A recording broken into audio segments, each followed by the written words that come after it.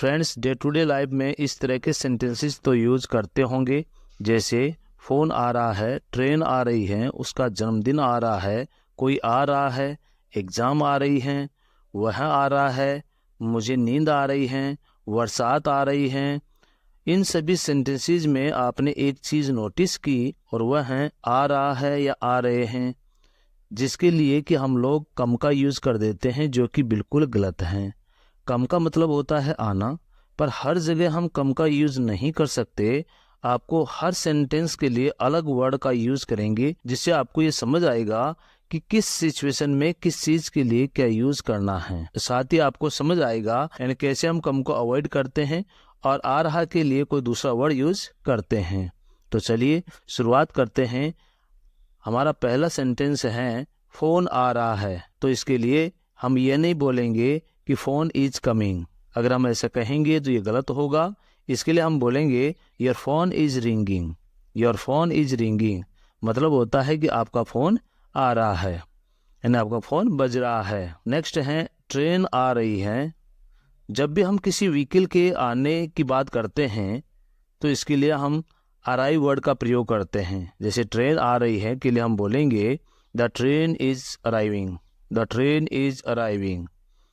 उसका बर्थडे आ रहा है, his birthday is coming up. His birthday is coming up. इसमें कम के साथ अप लगाना जरूरी है। इसी प्रकार मच्छर आ रहे हैं, जैसे कि कमरा खुला हुआ है और मच्छर बाहर से अंदर आते हैं, तो इसके लिए हम इंग्लिश में बोलेंगे mosquitoes are entering the room. Mosquitoes are entering the room. Exam आ रही हैं, exam is around the corner. Exam is around the corner. इस प्रकार के सेंटेंस में अराउंड द कॉर्नर एक फ्रेज है, जिसका मतलब होता है पास में ही, नज़दीक में ही होना। वह आ रहा है तो यहाँ जनरल सेंस में बोलेंगे he is coming. He is coming. Diwali आ रही है या किसी भी फेस्टिवल के आने की जब बात करते हैं तो उसके लिए हम कहेंगे Diwali is coming up. Diwali is coming up. या फिर हम कहेंगे Diwali is around the corner. Diwali is around the corner. पानी आ रहा है तो इसके लिए हम कहेंगे इट इज़ रेनिंग। इससे हमारा मतलब यह है कि बारिश हो रही है और बारिश हो रही है तो हमें पानी प्राप्त हो रहा है। कोई आ रहा है, someone is coming. Someone is coming. याद आ रही है तो इसका मतलब मुझे तुम्हारी याद आ रही है या किसी और की याद आ रही है, तो इसे इंग्लिश में बोलेंगे I am missing you. I am missing you. फूल आ रहे हैं। जनरली जब हम ऐसा बोलते हैं तो हमारा कहने का मतलब होता है कि पौधों पर फूल खिल रहे हैं, और पौधों पर फूल खिलने को हम इंग्लिश में कहते हैं ब्लूम। तो हम इंग्लिश बनाएंगे flowers are blooming. Flowers are blooming मतलब फूल आ रहे हैं, यानी कि पेड़ों पर फूल खिल रहे हैं।